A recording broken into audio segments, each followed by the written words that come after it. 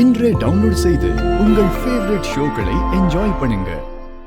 ஏண்டா இத்தனை தடவை சொல்லிருப்பேன், இவ சரியில்லை சரியில்லைன்னு படிச்சு படிச்சு சொன்னேடா.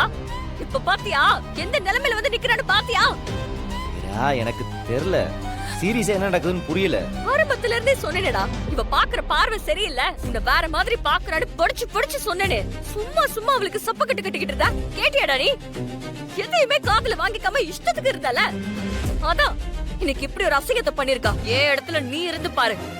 உன் கண்ணு முன்னாடி யாரோ ஒருத்த வந்து கட்டி பிடிச்சு இந்த மாதிரி நடந்துகிட்டு இருந்தா உனக்கு எப்படி இருக்கும்?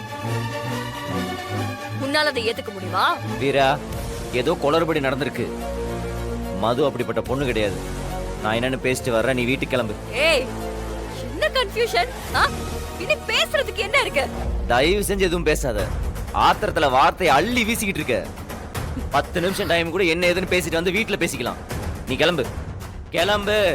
தயவு செஞ்சு என்னமோ பண்ணி தொலை. கிளம்பு. இப்ப நான் அவமானப்பட்டதுக்கு என்னடா பதில்? என்னோட காயத்துக்கு என்னடா பதில்? இதுக்கு நான் என்ன பதில் சொல்றது? கல்யாணம் ஒரு பையனை லவ் பண்ணது உன் தப்பு. டேய் டேய், உன் அண்ணன் கார்த்திகிட்ட போய் கேளுடா. அவன் தாண்டா உனக்கு கல்யாணம் ஆகலன்னு சொன்னான்.